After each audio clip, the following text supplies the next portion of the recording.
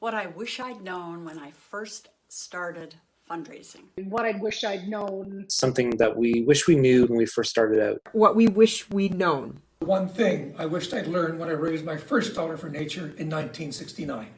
Something I wish I had discovered much earlier in my career. I wish that I'd known when I first started my fundraising career. And I'm going to bend the rules a little bit around that. And mine's this. What's the story, fundraisers, nonprofit people, everyone? How you doing? My hair is out of control, isn't it? This is beyond ridiculous now. It's getting higher every day. I promise I will try and shave it before the Fundraising Everywhere Festival in May. Ooh. Okay, you're all very welcome. This is another weekly episode of Fundraising Everywhere TV. If you don't know what Fundraising Everywhere TV is, sometimes it's me interviewing people. Sometimes it's me sharing some of the latest news and what's going on. And then we cut across to some other amazing nonprofit folk around the world who produce or live stream little clips, little things, little interviews. So I'm not gonna spend long talking to you to right now. You can probably hear my washing machine. I have lots of chores to do and lots of prep to do. But after me, there's a couple of things I want to show you, and then after me, we're going to cut across to Drunk Chef John Lepp, as always, and then we've got some musical stylings from Howard Lake again, which is lovely and relaxing, lovely stuff. And then across to the Goals Gone Wild ladies, who will be having a chat about various things, and we get to have a little bit of an eavesdrop on what they talk about.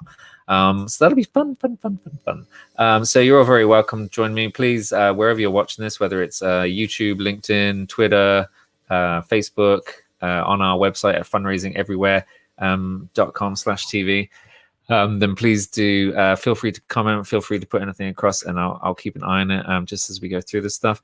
Laura, my number one fan on these live streams, Laura, has said I look like I've been electrocuted. Yeah, this is crazy. You should see when I brush it because it gets even higher. It's pretty ridiculous. So there's a couple of things I wanted to show you. First of all, the Bloomerang, I've been doing this cool thing called fundraising success stories. What I'm going to do is I'm going to try and bring it up on screen here, so you can see. You know I'm a big fan of Bloomerang at the best of times. But if I bring this up here, you can see that they have actually this dedicated web page here at bloomerang.co/COVID-19/success.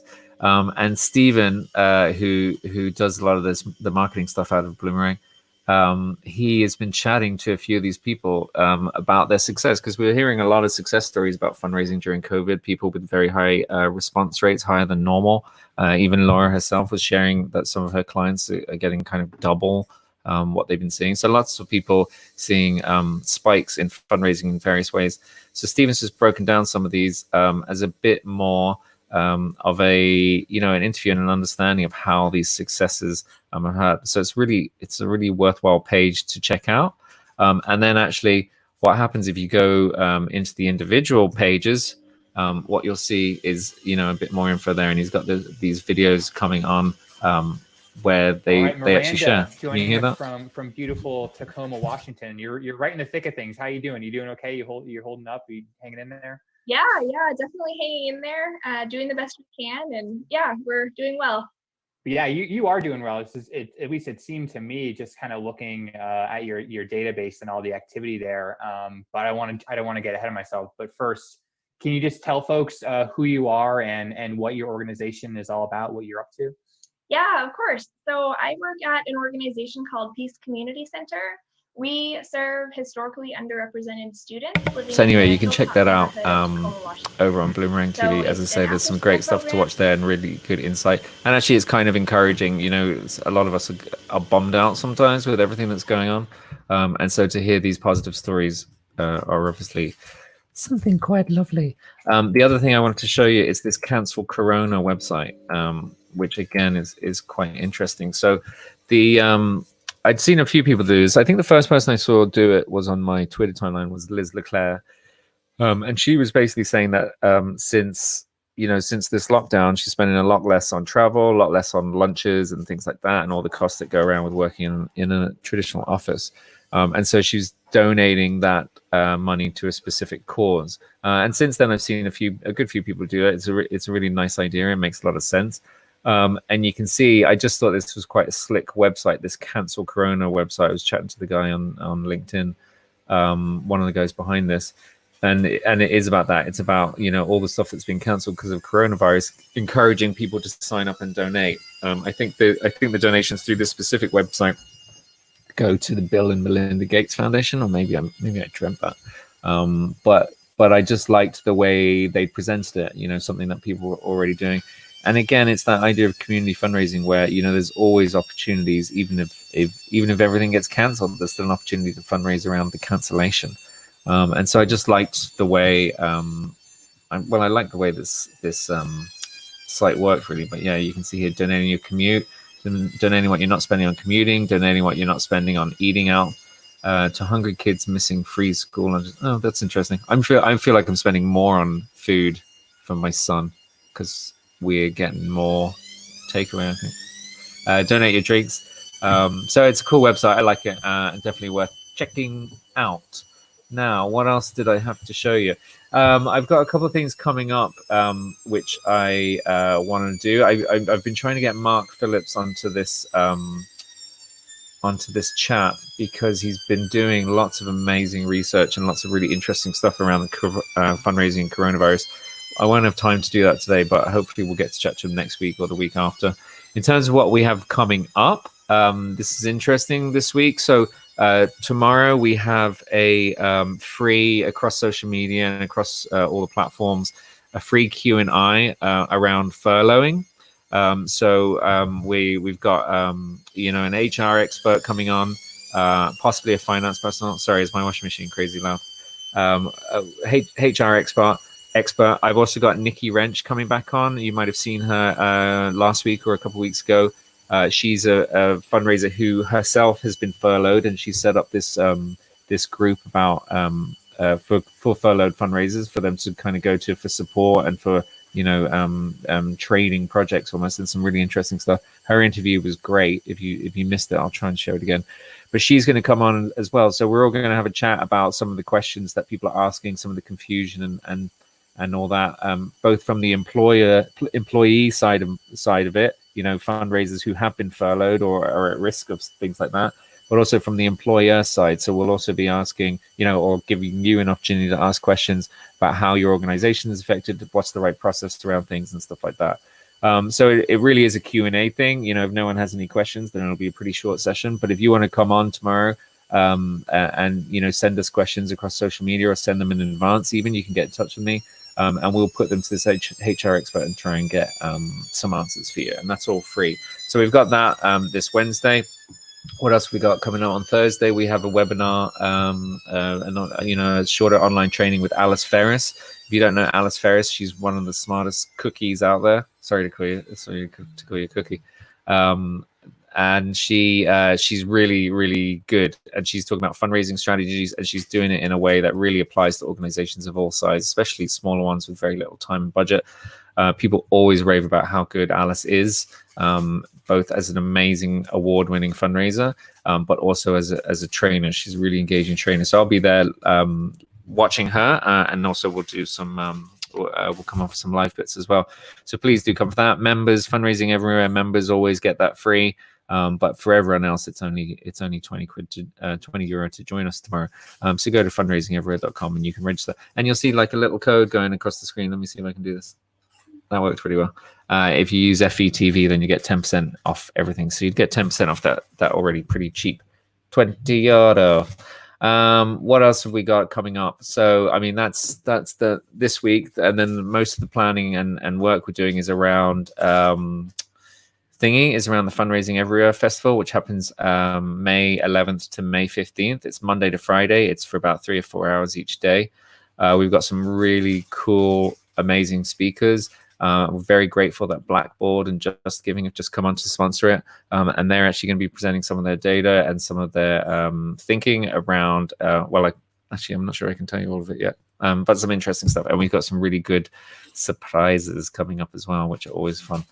So if you haven't registered for the Fundraising Everywhere Festival, it's only 55 euros. and you get the 5-day pass. You get lots of bonus stuff, and we have a good old merry jolly time. It's going to be fantastic. So please do come along to that. And again, members get it free. So if you pay your monthly membership fee, you're already going to get free access to that. Or it's not really free, is it? Because you've already paid, but you're going to get access to that as part of the package. So please do check it out. I think that's me for now, for today. Sorry for a short one if you're loving my voice and hair and you want to see more of it. But I'll be back on this next week, and then obviously I'll see you at any of the events of ours that you come to. We'll be back on Fundraising Everywhere TV next week, and I'll be chatting to. I keep delaying Mark Phillips, so I'm sorry about that, but eventually I will get him on. But now what we're going to do is we're going to go over to John Lepp, the Drunk Chef, for a latest installment of that. And then we've got some musical startings from Mr. Howard Lake of UK Fundraising, and then of course across to the Girls Gone Wild. For some amazing topical, thought-provoking talk, where they also just kind of giggle a lot, and it's all very lovely and entertaining. So that's it. So let me play this promo for you, and then we're going to go straight over to Drunk Chef. Lovely to see you all again. I'll chat to you soon. Thank you very much for being here.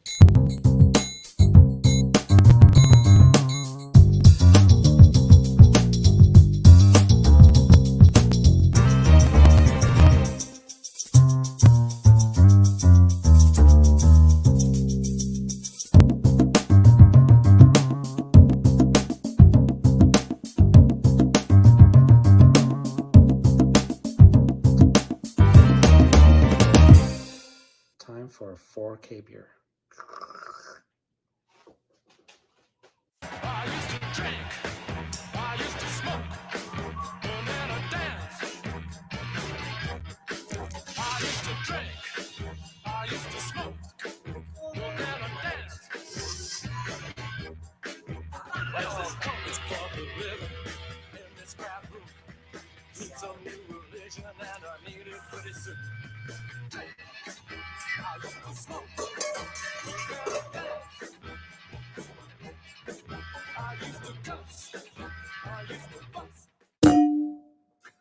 Welcome back to another brand new episode of The Drunk Chef. Today, I've got a couple things for you. First of all, I'm filming this for the first time ever in 4K. If you've got a 4K television at home, this is going to look amazing. Second of all, tonight I'm going to do a wild mushroom risotto. Risotto is one of those things you can get at a restaurant that is pretty good, and you can make it at home too. It's not actually that difficult. It just takes a little bit of patience, a little bit of time, and a little bit of love, and you'll get a very restaurant-worthy dish. So this is how you make a wild mushroom risotto with a bit of beef fillet on the side. Okay, so for ingredients, we need a boil of rice, of course. For risotto, you can't use normal rice. It's totally different. You'll need 3 cups of that, butter, thyme, parsley, extra virgin olive oil, some wild mushrooms, some dried porcini mushrooms, a cup of white wine, garlic, salt and pepper, and stock. You'll need about 8 to 9 cups of chicken stock. I make my own stock. If you go back a few episodes that way, you'll find it. This is the sort of recipe where having your own homemade chicken stock can make a big difference, I'm telling you. So that's your ingredient list, and this is how we make it. I realized in all of my 4K excitement, I totally forgot to mention the beef tenderloin. I also like to do some beef fillet with my risotto, just for some extra taste and protein, of course. So you need a couple of fillets if you want. If you don't want to do this part, you totally can just ignore every time I talk about these things. Just ignore it. Just keep scrubbing forward. All right, so I've got my stock up here to a simmer, and what I'm going to do is I'm going to add my dried porcini mushrooms to that, and I'm going to turn it off the heat, and we're going to let these soak for about 20 minutes or so in the stock.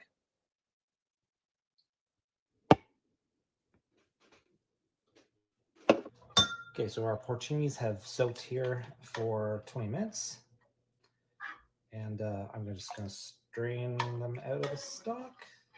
And I'm just going to push all the liquid out of these, and then I'm going to basically chop these up and add them over there to my fresh mushrooms. 4K mushrooms.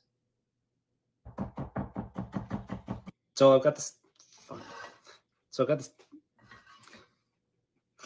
I've got the skillet cam set up here so you can see all the action and 4K up close and personal happening here. I've got my skillet, my 12-inch skillet, just heating over a low heat here. I always heat my skillets up for 3 or 4 minutes before I really start any kind of cooking. It's the best way to do it. So I'm going to just let this chill for 2 more minutes, and then we will start cooking in this thing. Okay, and to this warm pan, which I've turned up now to a medium high, I'm going to add 4 tablespoons of extra virgin olive oil.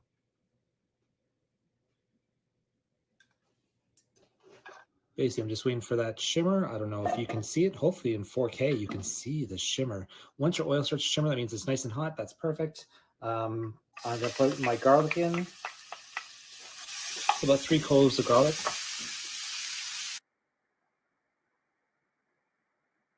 After about a minute and a half, I'm going to add all of my mushrooms, the porcini and the other wild mushrooms. And I'm going to let this cook for about 5 minutes. 5 minutes. Gotta get some close-up action on this. Oh my God.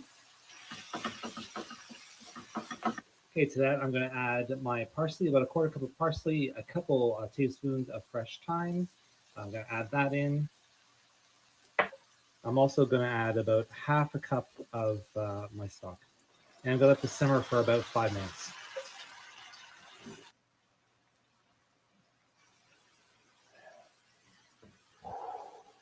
Okay, I'm going to take a slotted spoon here and take my mushrooms out of the pan. Okay, I'm going to keep my pan over medium heat here, and I'm going to add 3 cups of the arborio rice. I'm basically just going to stir this over medium heat for about 3 minutes, just until the edges become a little more translucent. Okay, so the rice is almost done. You can hopefully in this 4K vision, you can kind of see the edges are just clearing up just a little bit. If not, you'll have to take my word for it.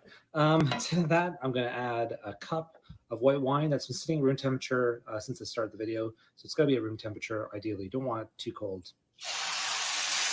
And basically, we're going to mix this in with the rice and let all the wine get absorbed. Okay, once the wine is absorbed, and you can see it's mostly absorbed into the rice, now we're going to basically add a ladle full of stock.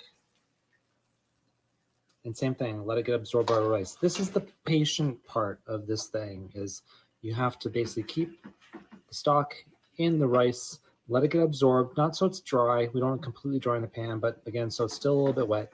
And then just add another ladle and wait and stir, and wait and stir. It's not that difficult. You just need to be just a bit patient, which I'm not very good at, I have to think.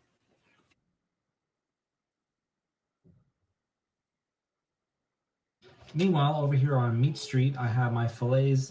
And what I've got in this container, which you can't see, is basically a mixture of kosher salt, pepper, and garlic, granular garlic seasoning. I do about 3 tablespoons of kosher salt, a tablespoon of pepper, and 1/2 tablespoon of garlic. I'm going to sprinkle this over my beef fillets.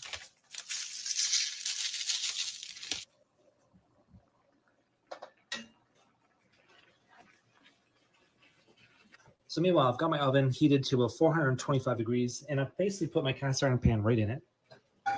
So my pan is blazing hot. I'm going to add a couple tablespoons of extra virgin olive oil to that, and I'm going to put my fillets right in.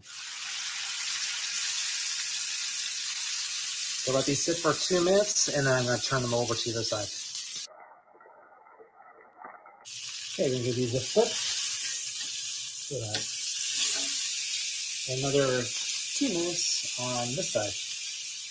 Okay, basically I'm going to take this pan, I'm going to put it right in my 425 degree oven for about 12 minutes. But check it, because again, it might, if your oven's a bit hotter, that might be ready sooner. You're looking for tenderloin around 120 degrees or so. So I'm putting mine in for about 12 minutes. This whole process, by the way, takes about, about 18 minutes or so. I want to use up most of my stock. So it's about 18 minutes to cook from the once you start to add the stock in to the time it's more or less done. So 18, 20 minutes, not that bad. You just need to be patient, keep stirring, pay attention.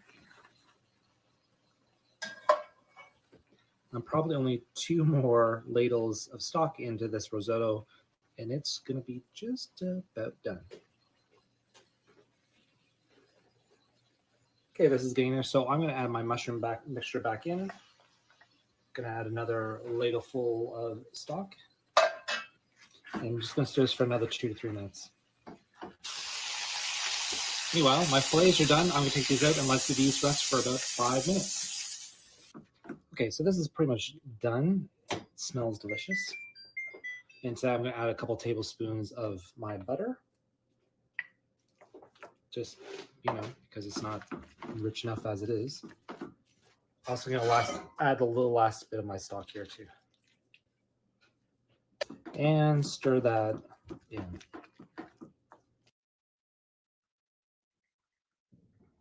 Get a little taste here. Holy shit. Oh my God, that's good. Holy crap. Okay. Okay, risotto's all done. Spoon on some to a plate. Gonna add a bit of my beef fillet here. Oops. And that, my friends, is how you do a wild mushroom risotto with a bit of beef fillet. Hope you enjoy it. I used to drink, I used to smoke, and then I danced. I used to drink, I used to smoke, and then I danced. Well, it's public living in this crowd room. Need some new religion, and I need it pretty soon. I used to smoke, and then I danced. I used to cuss. Hello, I'm Howard Lake from UK Fundraising. Welcome to another episode of Fundraising Tune of the Day. And today's tune is a piece by Leonard Cohen from 1984.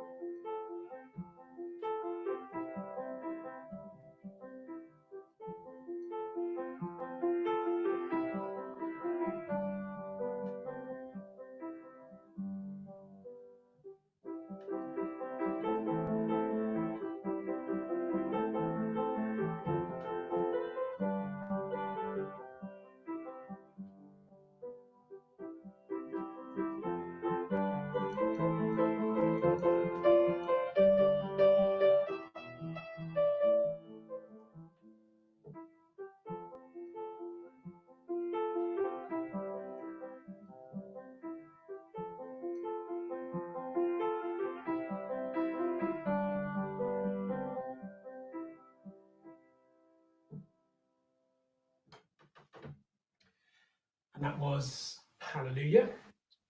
And my fundraising tip related to that, at first I thought I might do something to do with the Hallelujah chorus and its role in the Handel's Messiah and the very first performance of that in London, which was a major fundraising event for the Foundling Hospital. But I'll come to that in another fundraising tip, I think. I have a few more hallelujahs up my sleeve. So I think for this one, hallelujah reminds me of the church and faith-based organizations, which have been powerful fundraisers over many centuries, and even today display very powerful examples of fellowship-based and community-based fundraising, from the bowl being passed in the church for collection, the collection plate, through to the thermometer outside a church on the side of a church to indicate progress of fundraising appeals, which have been taken up by many others. So I think if you're, especially if you're not a faith-based organization, do explore and consider some of the methods and the reasons for success behind faith-based fundraising to see how they can apply to your charity and its fundraising. Join me again soon for another fundraising tune of the day. Do subscribe to my YouTube channel so you can keep up to date with each of these and explore some of the past ones. Thank you. Let's do it. We are live. And Pierre. Hello. Great start. Is it ominous that there's a black cat going across this episode? He's black and white. Welcome to Talk is Cheap with Goals Gone Wild. This is episode 4. And so we're so glad that people are watching. So thanks so much for that. I'm Sarah. I'm Liz. I'm Lisa. Marty. And we are Goals Gone Wild. And so every week we want to talk about what are the hottest topics that are happening out there, mostly in the fundraising industry, because that's our background and that's what we talk about, I would say, the most in our group chats, with a side of baking and recipes and pop culture. So today we're just going to do hottest topics. We had Ligia last week, which was great as a guest. So who wants to kick us off with hottest topics? I'd like to. I'm not sure for those people that are in the industry would know fundraiser Sam LaPrade, who actually just did an interview for 95.7, our local radio station, in regards to mental health in light of everything that's been happening here in the province. But what I think I really appreciated was she interviewed Dr. Kinley, who was, she is the head of mental health sort of day services for our Nova Scotia Health Authority. And one of the things Dr. Kinley talked a lot about was focusing on what we can control and gratitude and trying to find your way back to happiness. And I thought it was such a beautiful message. You know, we often expect people who are in the health profession to be very focused on the scientific, talking about impacts of trauma and those pieces. And what she really focused on was that we all need to focus on what we can control. And a lot of that is rooted in gratitude. So I just personally feel like right now, in a time when a lot of us are focused on what we can't control and what we're not able to do, it was a really beautiful message. And I am very grateful for this group and for my friendship with all of you, and the fact that I have the opportunity to talk every week with you guys about things that matter to us. And that's something we can control. So I'm grateful for that opportunity. That was just that's my first. Well, and I think, Liz, I've thought a lot about that too, and I'm grateful for this group and other groups that I'm involved with, but it's not just now. I'm grateful that at some point along the way in my personal life or my career, you make a connection with somebody. And I think about that so often because you have a choice every time you connect with somebody or meet somebody, and making that conscious choice to build a connection and build a relationship is so important. Mm-hmm. Yeah, I would say I'm grateful. What's the meme going around? I'm grateful that I get to stay home. Yes. Right? I have a relatively privileged life. I have a backyard. I have a house. I have a healthy family. We don't work in healthcare. We're not first responders. Everybody in my life gets to stay home until the fridge is empty. Then we go to the grocery store and then we stay home again. And Marnie, it's funny because a friend of mine works at Tim Hortons, which for those who aren't in Canada may not know Tim Hortons, but it's a coffee shop essentially. And her question the other day was, am I really an essential service, and am I putting myself at risk? And that really made me think that as well. You know, how lucky am I that that's not the choice or the decision that I have to make? I think I've struggled a lot because I'm at home, and the whole privilege of having a home to be in only hit me really this week, near the end of the week. And I know how that sounds, but again, when you have privilege, you don't think about those things, right? So I think that hit me. I'm grateful this week. One of the things is I do live with an essential worker on the front line, and when I said the other night, oh, what would you like to do? His answer was, just being able to breathe normally is fine right now, because he's wearing a mask for 12 plus hours a day. And I really it broke my heart, right? Because it's not something that I thought about, because when he comes home, there's no mask, you know. So I think I'm just grateful that I can work from home as well, and that I don't have to leave to go anywheres until it's a grocery run. So I'm totally with you. I think I wonder too as well, what are organizations doing? So we know that organizations are, some of them are functioning in the charitable sector very well from home, and some of them have laid off some of their employees. But what is the responsibility, do you guys think, is there responsibility for organizations to be offering some sort of mental health support? And we can focus it in on Nova Scotia since we had the tragic shootings last week. But I think, even around the world, this is hard. Yes. So what should organizations be doing? We already know that there's vicarious trauma when you work in missions, but then there is your administrative staff who's taking calls from people for nothing to do with pandemic or events, but still are feeling this and they are having somebody to talk to. So what do you guys think? At a bare minimum, if you're a leader in an organization, just checking in with your staff, even if it's weekly, is important. You don't have to have any of the right answers, and you don't have to necessarily be able to answer every, just listening and just checking in, I think, and in being authentic about that and meaning it, I think, can go a long way. At the beginning of every week, I have a check-in with my team, and at the end of the week, I always do a little check-in by text messages. And I don't know for sure. I can't speak on my team's behalf, but I hope it's making a difference for them. So that's my thoughts, anyways. I think a lot of organizations have EAP programs that provide mental health support. But I know I've been with organizations before when you've actually thought, oh, geez, that information should be readily available. You dig and you dig and you dig, and you have to go back to your very first folder of the day you started to find it. So making sure that organizations are destigmatizing that sort of support and reinforcing the fact that it is there and that it is confidential or whatever it is, so that people feel comfortable using that. And then the other thing is, there are those people who are kind of our sector frontline people who are answering the phone, being a little bit patient with them too, because they're often, when they answer that phone for the person calling, they might be the only person they've talked to, and the person that's calling in might need a little bit more from them. And remembering, it's so great to be able to text and email, but just also remembering a voice makes an awfully big difference for people. I just have to, you guys are great. You said great things, but I live in a household where my partner works for for-profit companies in the tech sector.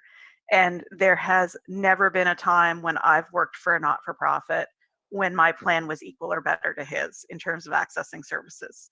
And so as a sector, I don't think we're doing a great job at this. I don't think, individual leaders, yes, absolutely. Organizations, sometimes, yes. But in terms of having it embedded in our culture that it is expected that you have an adequate health plan that includes mental health coverage and a good EAP, those aren't there. And they're not, I've worked at two of the largest employers in Nova Scotia, and they weren't there at those organizations. And I've worked for a couple of the smallest, and they're there, but they're not what's available if you work in the private sector.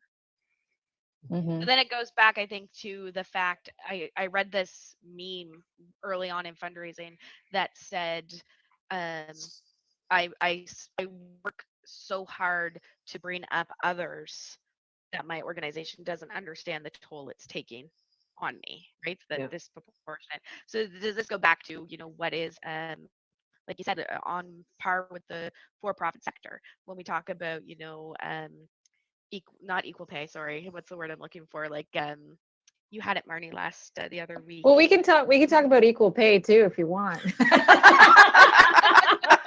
Do we want to go? Yeah. There's But a lot of living wage, right? Living So wage. we're Oh, talking yeah. about Living wage, yeah. And how hard, for some reason, that is for some organizations. But then on top of that, an EAP does cost on a regular basis. I think some of them are free right now, but an EAP does cost, and it isn't operations cost. Yep, it's overhead. It's overhead. Right? It's overhead. So how can we get that message out there more? I think it's really easy for us to come on here, and we are all leaders in our organizations. And so we have some things there, but how do we help push that forward? You negotiate it every time you change a job. You make it So part when of the you walk into conversation. an organization, so I walked into an organization not very long ago, and I was negotiating, and I said, if you don't have a pension, then you need to be contributing to RSP matching. And so that was built into my contract, and it was backdated to that date, but within 6 months it was offered to every single one of the management staff. So it's And- going to take people who the organization is trying to attract, that recruitment phase, you make it happen for the rest of the organization. And at some point, it does need to become something that all levels, not just managers, are comfortable and empowered to talk about. At some point in the not too distant future, I hope to be having a similar conversation or conversations.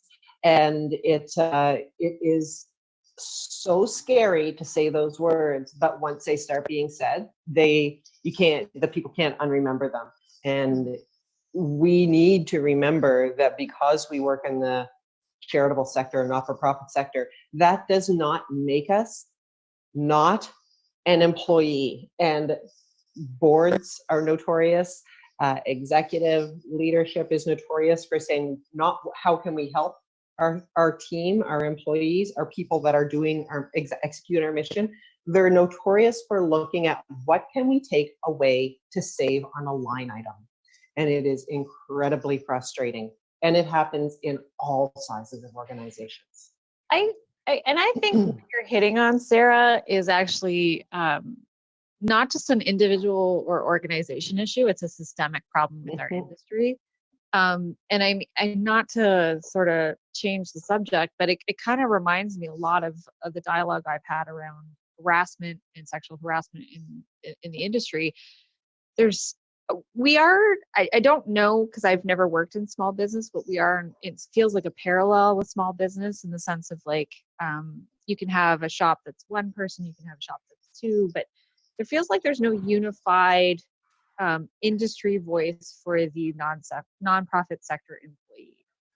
And I think that these issues are going to continue to be a major problem until we figure that out. And I don't have an answer for that, but one thing I've learned through going through the process I've been going through is everyone's like, well, what's your sector response? How does your sector respond to this? And I'm like, it's different because every organization does it differently.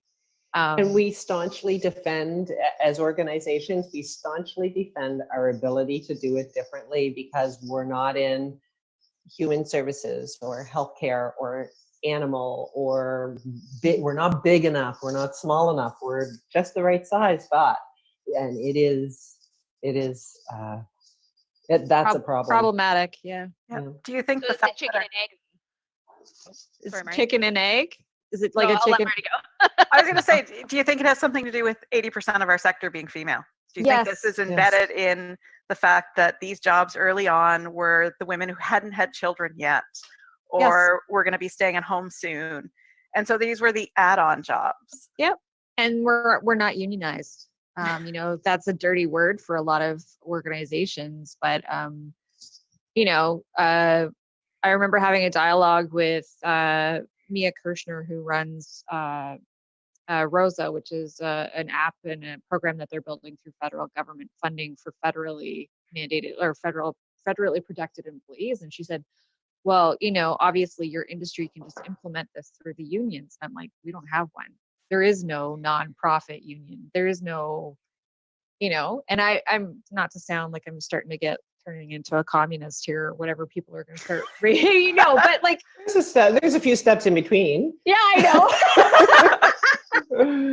but it is chicken and egg. But yes, the feminization of our industry is a major problem. And when I say feminization, it's that there are young women, idealistic women going into this sector, and they're taking what they can get because they believe, and Pierre will not be one of those women, but hello, Pierre. Anyways, but it's a huge problem. It's a huge problem. So then how do we tackle it? So that's the question about chicken and egg, because I think if you read the comments, which again, don't know why I do it, about I can't read the comments, Sarah. I don't. I'm a sucker for punishment.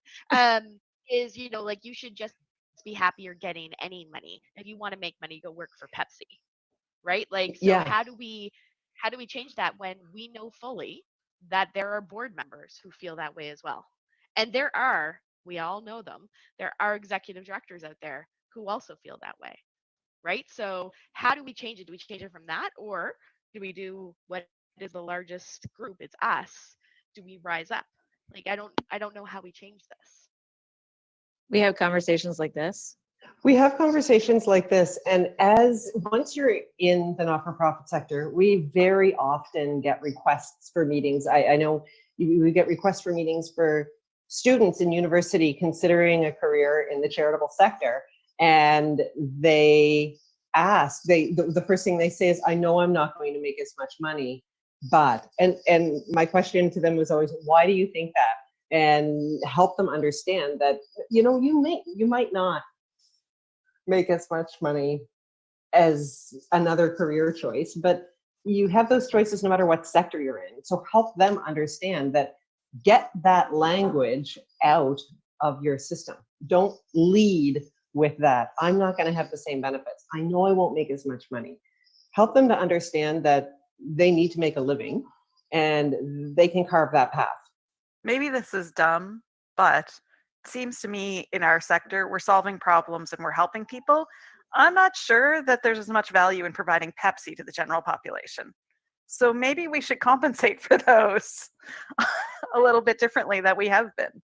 Well, there goes our sponsorship from Pepsi. Thanks, Marty. No, do not knock. If it was not for Diet Pepsi, I wouldn't be the woman I am today. I don't even want to know why. 2 events, 24 hours, 12 Okay. cans of Pepsi. All right. But I agree with you, Marty. And it's, you know, I think that there are people out there who no longer work in the industry but want to speak up about it for the industry. There's a couple. I think many people, once they leave, don't remember their time in the industry. So I agree. How are we are providing a much greater impact than any soft drink. Unnamed soft drink. Yeah. Cola. We're doing great so far on just bringing brands into this. Like, it's nobody's business. We've talked about Pepsi. We've talked about Tim Hortons. I know. Oh my God, we're doing great. Yeah. This is what social distance, self-isolation does to you. You think, I don't even, yeah. You just, No, we were like this you before. can't have. But tough topics. Let's, you know, when we talk about tough topics and having tough topics at conferences where we're all going to them, like, you know, and we are 80% female, we're not talking about these things. You know, like, we talk about them and we try to bring that conversation. And we've been fortunate that we've had one conference or one industry organization that wants to keep bringing us back to have these conversations. But, you know, how do we galvanize? Is there a way?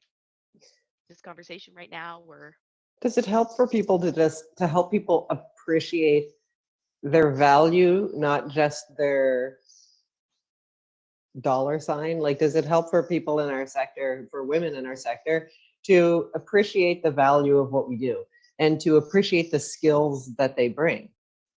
I say yes, but I think this is part of why we started Goals Gone Wild, though, was we were really sick of this dialogue that that we were not as essential, that we could just take whatever pay was offered, that it was okay for a woman to be paid less than her male counterpart. I still see that in, like, even in our industry now. I mean, I worked at an organization where there's like a sunshine list, and there was 4 of us that were all doing the same job, and the one man doing the job was getting paid $20,000 more than us. Explain that to me. And it was told to me it was about the negotiation process. Okay, so that women need to figure out how to negotiate better. Well, no, the onus is not on the women who are negotiating. The onus is on the organization to be equitable in its distribution of pay, because we're doing the same goddamn job. Like, that has to change. That dialogue has to change. It's the same as this dialogue that we have around, it's uncomfortable for us as a society to acknowledge that we are still sexist. sexist sex. It's just so blatantly such bullshit. Like, And if we don't get comfortable being uncomfortable, man, this is not going to, changes. Nothing's going to end well. Like we have got to get to that edge of comfort where we can start having those conversations and people can stop looking at you like you have 10 heads. Years and years ago, I had an interview, not in the not-for-profit sector. And after it, when I didn't get the job, I said, is there anything you can suggest to me? The man looked at me and the look on his face when he said, it was a competition. And I thought, oh my goodness, like, I'm so sorry. I'm so sorry. I asked how I can be better prepared for an opportunity in the future, was my response to him. And then my response to myself was, what? No, you're not. And it became this thing. And it, but it was, the thought, the audacity to ask for how can I be better prepared for a role. well, and Taylor Swift, now I'm naming celebrities, but she had a documentary that came out, I think it was around Christmas time or earlier in the year. And in it, she's sitting there and she said, here I was apologizing to everybody for my success. And she's like, yeah, so sorry that I was so successful with the songs that I wrote and made money off of the things that I'm really good at. She's like, it's such a like problem for women to own that they're good at something. I think the country owes our sector a lot. And I think that the country owes us a lot as a sector and as people for doing what we do, because we hold the fabric of this country together in a lot of ways. All of the things that this industry takes care of are essential. And I think the world would be very, very worse off if we were to disappear and just all decide we're going to start working in. We're called on for thought leadership, but diminished as soon as we share our thoughts in a lot of cases. And it is so fascinating. I also love that my just following my conversation, you brought up Taylor Swift, because obviously. So on a thread, another hottest topic that I think we should think about is, should I name the organization that we were talking about beforehand? Yes. Okay, good. They deserve credit for this. Yeah, see, you always worry, right? Like, so last night in Nova Scotia, Add Some House for Women and Children, please go look them up. Please donate to them. Yes. Donate to them. Yes. Posted a message in regards to femicide and misogyny that happens in our world. And there's that message, which, we can talk about, but I'm thinking to what Sheena Greer, who's at Coludos on Twitter, once said that really resonated with me, which is, as people who work in the industry and as organizations, we can't not be political. We can't step back and worry about what our funders are going to say, what our board is going to say. We need to be political. And it's not about, backing a party or anything like that. We know that there's rules on that, but it's about when something happens that affects the people that we serve, we need to speak up. And so check out Add Some House for Women and Children who did that. And what are your guys' thoughts? Because I thought that was really, I hate to say the word brave because I think that they're brave every day. But when I saw it last night, I messaged you guys right away because it was like, wow, they took a political stand, and how they're, how are they feeling? Because I know my heart was beating for them, thinking how many people had to approve that one message, and how they probably, have been wanting to post it. So your thoughts, organizations being political and about ADSM. I think it's not about being political. I think it's about showing leadership. They are the experts in this area. And I went looking last week because I feel really strongly and wanted to share on my social channels how so much of the violence in our world is initiated at its core. It starts with a man abusing a partner or a partner abusing a partner. And there really wasn't anything, and there wasn't anything local. And I did go look at the Add Some House at that point, and I went and looked at the Colchester shelter, and I'm like, so is their mission only to help the people who find themselves in that situation? They're never going to get to root cause. They're never going to get to changing things at the beginning. And then they came out less than probably 24 hours after I was Googling with that statement. And I was So pleased. I shared it on all of my social channels because it needed to be said. It was important, and the words to use. There's no one who knows what words to use better than they do, and now we can echo those comments across in our conversations, in our social, wherever it needs to be, and maybe we can be part of that change. Yeah. Yeah. Go ahead, Lisa. I agree that yes, they probably had to have layers and layers of approval to get this, and I agree they have this is their story, and this is a story that they live. This is why people give to them to help people in that situation. I also agree that it's responsible to go through that many layers of organization. After sharing an article this week and just getting slaughtered on social media, a place where I feel comfortable, they did the right thing by being responsible and taking the time and the consideration and, you know, whatever the reason was for that. But if we don't talk about this, if somebody somewhere doesn't talk about this, we're going to be not talking about it again. Maybe not here, you know, maybe not in our community, but in another one. And people will once again be surprised. And we have to change the conversation. So I volunteer now with an organization called Next Gen Men. And Jake Sitka founded the organization when his best friend's brother committed suicide for being bullied for being, maybe he may have been gay. They never found out.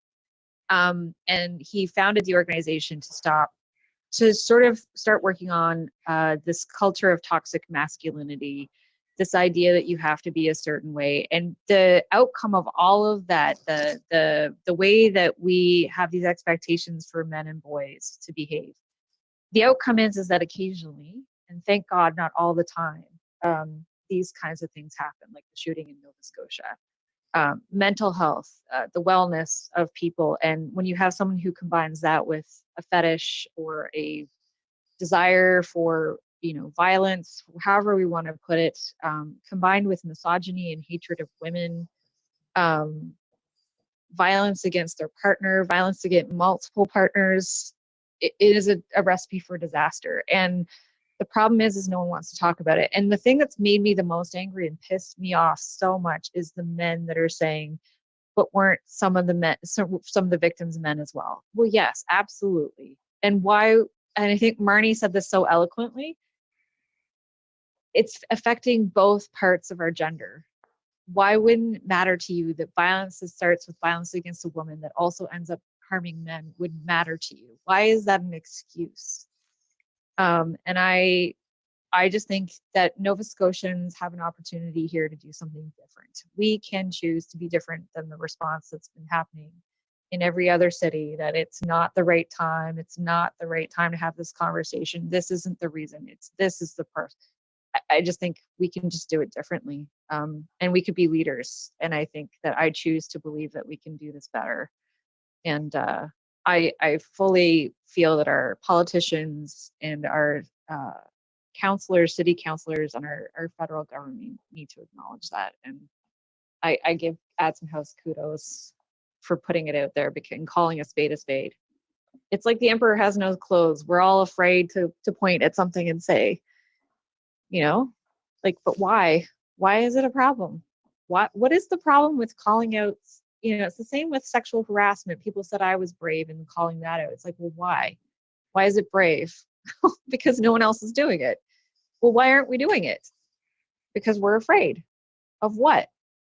Of being ashamed and being blackballed. And so, anyways, I'm going on a rant now, but I I think it was just timely, right? Sorry, Liz, that you had put out, you had said something at like 7 o'clock last night in the group chat.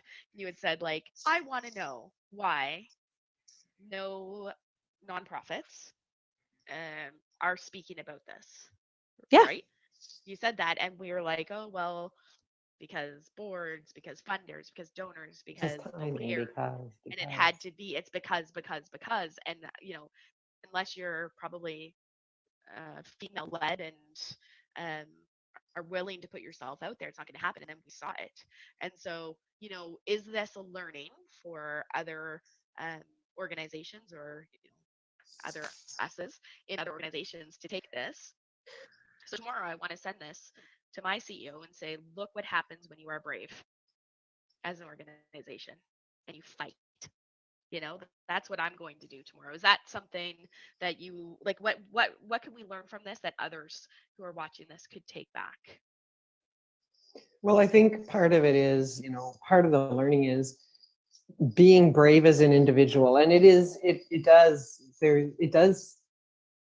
require a little bit of gutsiness and getting to the edge of your comfort zone and getting uncomfortable with being uncomfortable to say, wait, why? Like, this isn't, like Liz says, well, why is that? And then why is that? And then dig and being part of that conversation. And instead of just giving it a like, asking the question or talking to somebody or taking it to somebody that you can say and celebrate, congratulate those organizations and individuals who are doing that, instead of just saying, ooh, bold maneuver. It's too easy to do that. It's easy to be complacent. It's easy to be an armchair. It's easy to be a keyboard warrior, or think because you've lit a candle or put up a flag or whatever, I've done my bit. Well, maybe your bit is bigger. Maybe your bit is not sitting on your ass and letting this continue to happen. Like, I think we as women, again, this comes down to, we talked about the feminization of the nonprofit industry, but I think this is also endemic of the fact that we lack female leaders in government in large numbers. Like I look at the lack of response from our city council. There has been very little said on this, and he was a resident of our city. And I think that we need to acknowledge that, and we need to look at, this is not Portapeque's problem. This does not solely sit with Portapeque. This sits with all of us. And we can't have a unified response for grief in having a national and a regional, memorial service, but not have a national or a regional response to how to fix this problem. It's not going to work. And I personally have no intentions of letting it go by the wayside. Well, and I haven't asked the question. Like, I don't know. Maybe I'm not looking in the right place. Maybe I am, and it's not happening at all. So the onus lies on me or you or whoever to ask these questions. That's where an individual's action can really make a difference. I can sit here and say, well, this wasn't done, or they didn't do this, or why didn't they do this? Well, ask that question to somebody who can answer it, instead of what are you doing today? Or, tweeting it. Ask the question and take responsibility. Yeah, I'm a big fan of being a shit disturber, so Well, See, I don't even want a pot to stir. Like, everyone just be happy. Can we just be? Yeah. I know, Lisa, but I love to keep you on your toes. I bought point shoes this week online. What are you going to say, Marnie? I was just going to say, when Lisa talks about getting comfortable with being uncomfortable, none of these concepts are uncomfortable in my head. Where they're uncomfortable is having a conversation with someone who I know isn't interested in being educated, or isn't interested in learning, or, we had a back and forth in the days following. Somebody knew something about the preparation, about this man's state of mental health, but they didn't know that was dangerous. They didn't know that he needed help, that there needed to be a legal intervention, because it was something embedded in their culture that other people have done. And so they didn't see them as warning signs. Boys will be boys. Boys will be boys. People will be sad about relationships. Yeah. They'll collect weird toys. Yeah. Yeah. So there is a quote that I posted the other day that I think is really important in this situation. So Tony Porter, he's an activist, and he works a lot on men's health and men's mental health, and talking about toxic masculinity. And he said, there's a choice when we as good men don't perpetuate the violence, but we are part of the collective socialization, creating the fertile ground for violence against women to exist. Not doing anything is the same as doing something. You may not be the person being violent, but by being silent, you are creating a fertile ground for this kind of violence to exist. And that's not just, and it's the silent spaces where women are not there that our peers as men have a responsibility to stand up and do something. We cannot be in every room. We can't be in every corner. We can't be there to, but it's our male counterparts. This is where we talk about allyship. This is what it means to be an ally. And I think some men are taking offense to the idea that something could have been done. And, maybe not, but God knows we all should always try harder to call this kind of stuff out as a society, because we'll all be better for it. Not just women, everyone. And finding the tools. I mean, there are times like, what do you do? So making sure that by making this a conversation, I go back to I remember as a kid, if somebody had cancer, they didn't have cancer, they had cancer. And it's because some courageous people, individuals and organizations came together and started talking about it, that it became a commonplace thing. It became a thing to talk, it became a acceptable conversation. I would say this cancer is the same. If we don't talk about it, it will just quietly go on until it explodes. And if we aren't, not just the four of us, but if as a society we're not willing to start these conversations or find the tools or do the research that needs to happen that will convince the right people. Don't worry. I've already started emailing them about it. Well, and I'm thinking that is a great place to wrap it up. We kudos to Adsum House for coming out and saying something, and encourage anybody who is involved in this sector to do the same. And this is the four of us, Goals Gone Wild, talking on fundraising everywhere TV. And thank you so much for being with us. Have a great week.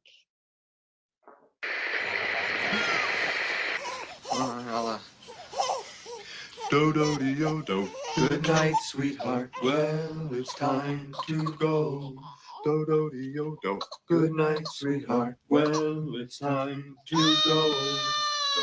Do-do-do-do. I hate to leave you, but I really must say, good night, sweetheart. Good night. Well, it's 3 o'clock in the morning. Baby, I just can't treat you right. Well, I hate to leave you, baby. I don't mean maybe, because I love you so. Bo-do-de-o-do-de-o-do-de-o-do. Good night, sweetheart. Well, it's time to go. Do-do-do-do. Good night, sweetheart. Well, it's time to go. Do-do-do-do. I hate to leave you, but I really must say, good night, sweetheart. Good night.